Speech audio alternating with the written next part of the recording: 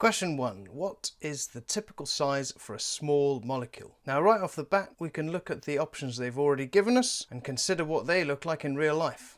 0.1 centimetre is something I can clearly see on my ruler, and I'm pretty sure a molecule is going to be smaller than that.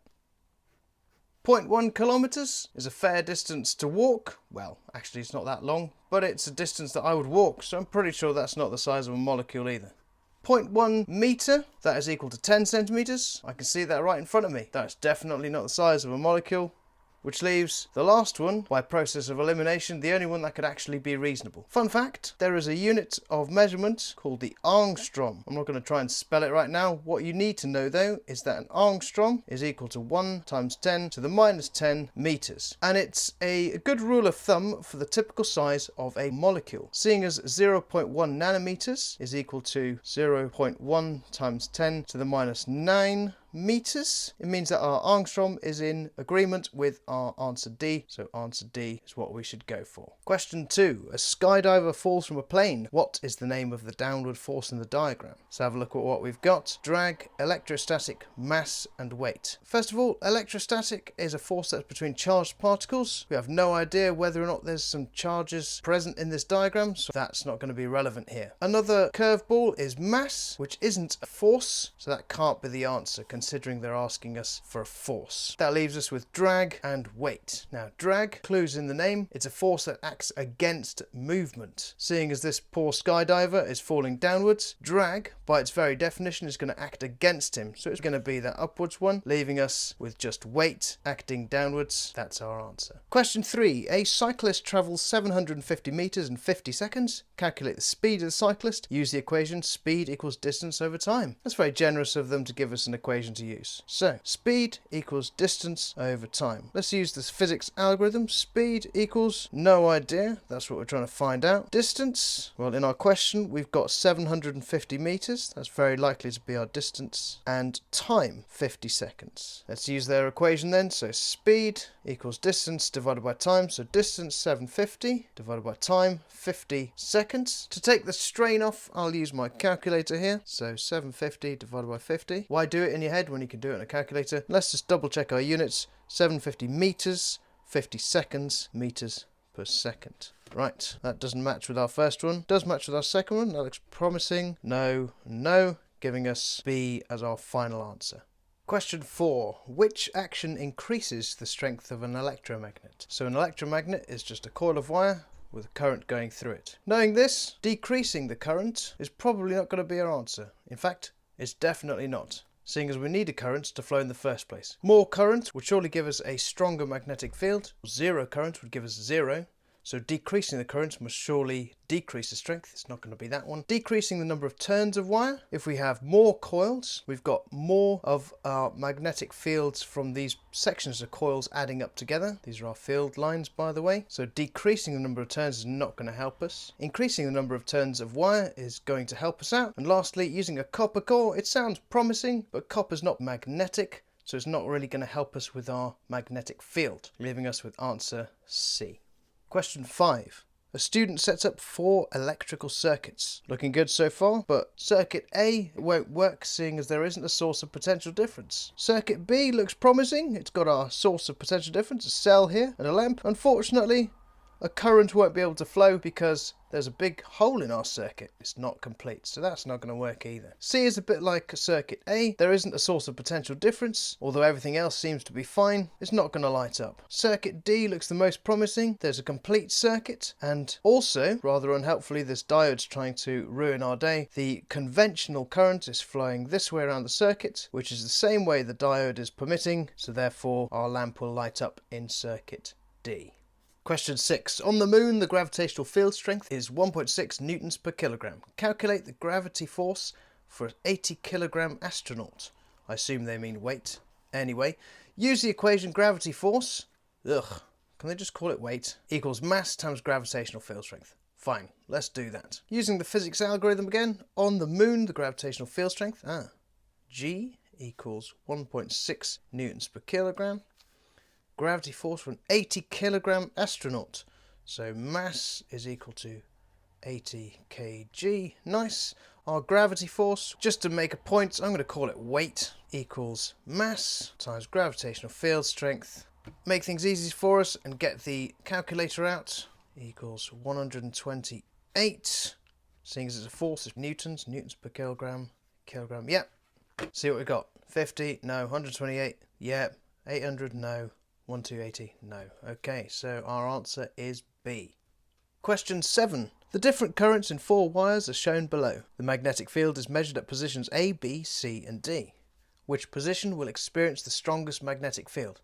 If we think back to question 4, I already mentioned that increasing the current is going to give us a greater magnetic field, so it's going to help us if we have a large current. This one looks like a good contender so far. Smiley face there, nice big current there. And also in this question we need to remember that the further away we are from a magnetic material or an electromagnet, the less strong the magnetic field will feel. So we need to be close to our wire and we need to have a large current. That leaves us with options A and C. A and C are both quite close to our wire, but seeing as our wire in C has a nice big current, this is going to be our answer.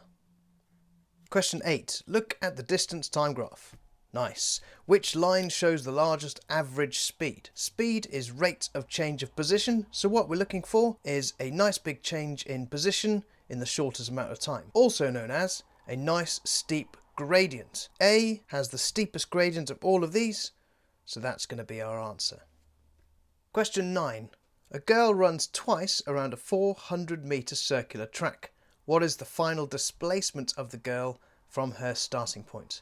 Displacement is a straight line distance from start to end. So let's have a look at what she's doing. Running twice around a 400-meter circular track. There we go. She starts here. Let's give her some hair. Nice. She goes around a circular track. This is definitely not to scale. She goes twice. There we go. Whee! 800 meters in total. But that's not important. What's important is she's back where she started. So her straight line distance from start to end is 0, giving us this as our answer.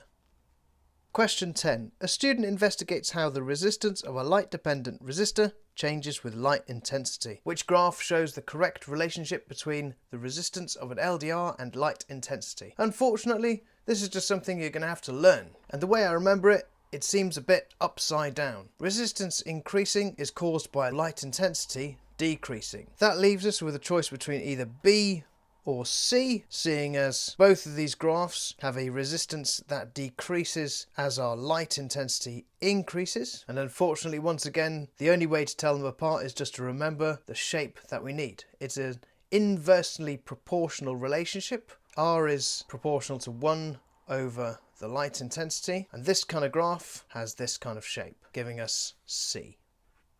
Question 11. 4 cars of the same mass are shown here. Which car will accelerate? Now, looking at these force diagrams, the car that's going to accelerate is the one that's going to have a resultant force on it. Let's consider each one. In A, there is an equal and opposite force pushing the car forwards and trying to bring it backwards, so it can't be A. In B, there is a 1.5 kilonewton force pulling it forwards and a smaller force, 1 kilonewton, trying to oppose its motion. This looks promising. C, again, just like in A, we have equal and opposite forces, so it's not going to be that. And in D, same problem again, equal and opposite forces. So B is going to be our answer because that gives us an overall force or a net force forwards.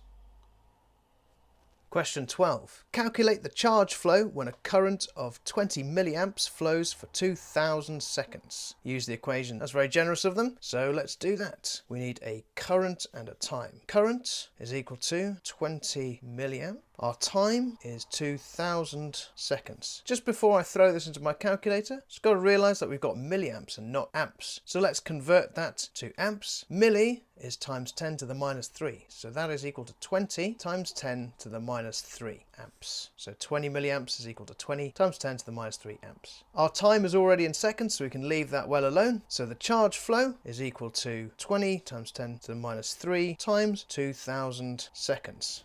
Let's get our calculator out, make it nice and easy for us. 40 coulomb.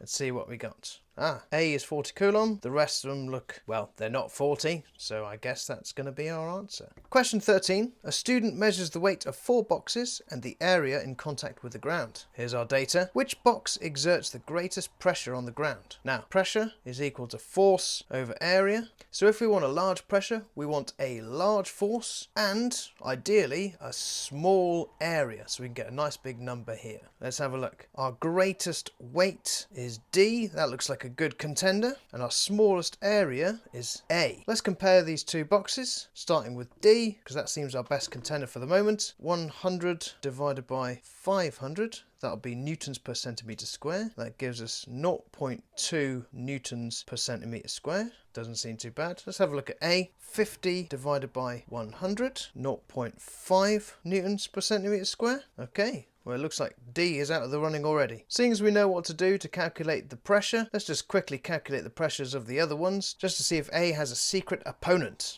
75 divided by 250, 0.3 newtons per centimetre squared. Okay, B is out of the running.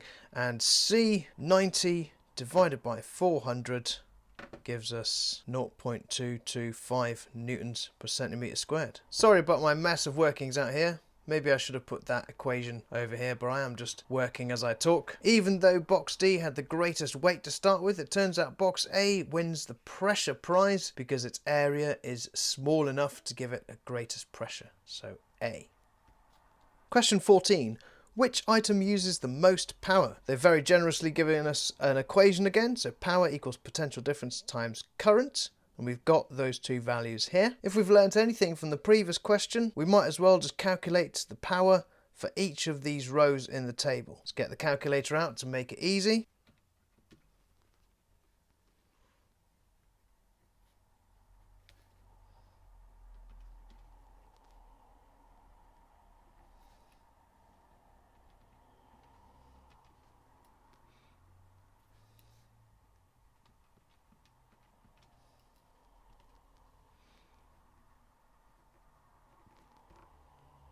Which gives us the torch with a power of 7.2 watts being the greatest. So our answer is D.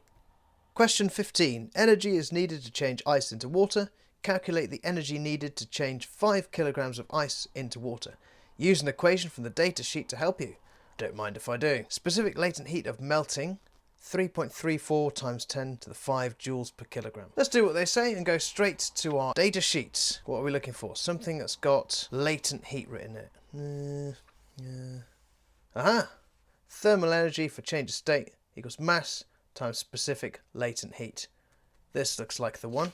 So we've got our mass here. Mass equals 5 kilogram. We've got specific latent heat of melting, 3.34 times 10 to the 5 joules per kilogram. And our equation says the energy is equal to the mass times that specific latent heat. So 5 times 3.34 times 10 to the 5. Make it easy for us. Get the calculator out again. 5 times 3.34 times 10 to the 5 equals 167 and 4 zeros. That's 1,670,000 joules because it's energy. See what we've got? 16.7. Nope. 1670. Nope. 1,670,000. That looks like the right one. And this one's just a little bit too big. So our answer is C.